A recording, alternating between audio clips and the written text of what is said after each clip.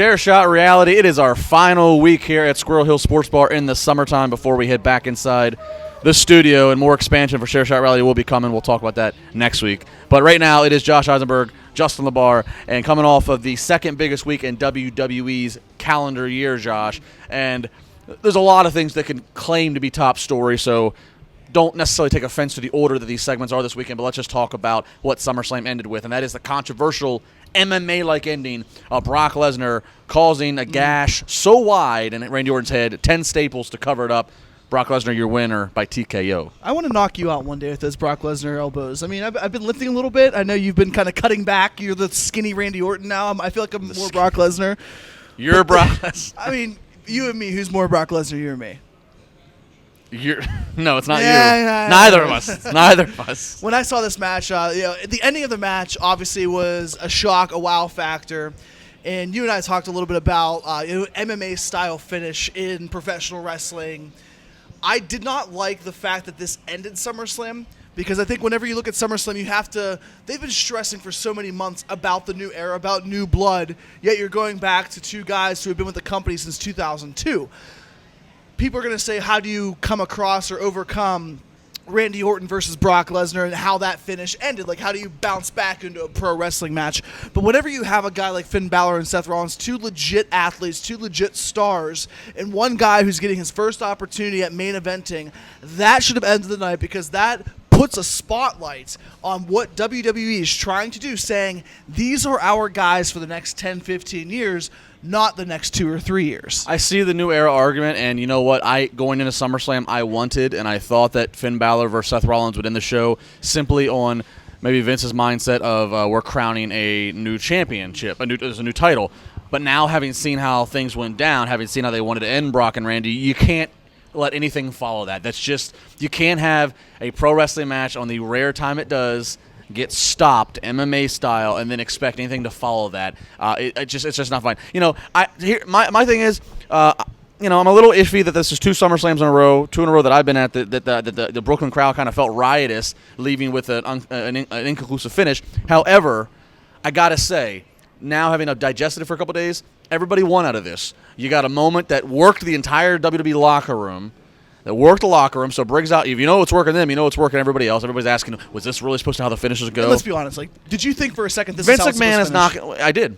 You thought to yourself, was it supposed to end like that? Because Come on. No, you're smarter than that. No, a SummerSlam pay-per-view with Brock Lesnar. Wait. What are you asking me? That was when I walked out. I said, yeah, that was a scripted finish. Oh, okay. I thought you were saying that's maybe, how it should have. Yeah, no. I thought that you were thinking, well, maybe they weren't supposed to do that. No. A lot of people were saying. No. What I'm saying is that everybody kept asking, was that supposed to happen? I said yes. Of course it was. Vince will work a lot of his locker room, but very little happens on WWE television that Vince doesn't approve, and that's how it's supposed to go. And what I like about this, I will say, after absorbing it for a couple days, everybody wins. Brock Lesnar is still the beast, and the aura grows, the intimidation grows. We wait to see what's next for him, which we'll get to in a second. Randy Orton, I think, looks like a stud. Who's going to say, Randy Orton looks weak? He just survived that. Then he walks back out on Tuesday on SmackDown, and talks about the injury. So I think it worked out okay. And now it becomes, we know what's happening next for Randy. What's next for Brock Lesnar? See, if I was WWE, what I would do with Brock Lesnar is, you've had plans changed enormously with the injury to Finn Balor. You have a fatal 4-way on Monday Night Raw in Houston to determine a new champion.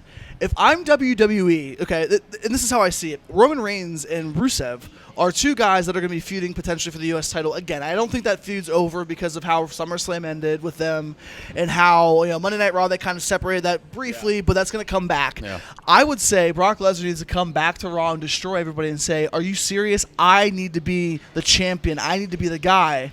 And book him for Clash of the Champions in a match, potentially with a couple of other people. You need Brock Lesnar to come pissed off and angry and upset, saying, I did what nobody could do to somebody at SummerSlam. I busted him open. I beat the hell out of a guy who's been a multiple-time world champion and who's been with the WWE for 15 years.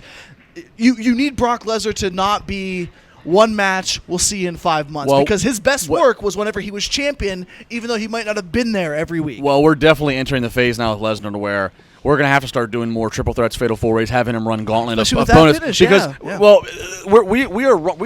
we're almost virtually out of guys Look, he's beat Cena. He destroyed Cena 2 years ago at SummerSlam. Yeah. He's beaten Undertaker. Yep. He's beaten Seth Rollins. He's beaten beaten Randy Randy Orton. He's beaten Big Show. There's no reason for him to face Shane McMahon, though. That's stupid. Yeah. That's stupid. I mean, there's at this point you can't just expect to put him against one person. And now it has to do it by volume, destruction by volume. We got so much more to talk about. Renell Hunt will be joining us. We're going to talk about the shoot or work that was The Miz and Daniel Bryan. Of course, we'll also make our predictions and book this Monday Night's Raw, where, as Josh mentioned, a Universal Champion, I guess technically the second Universal Champion. Second Universal Champion. Yeah, already in 1 absolutely. week, will be crowned. Don't go anywhere. It's ChairShot Rally to WrestleZone.com.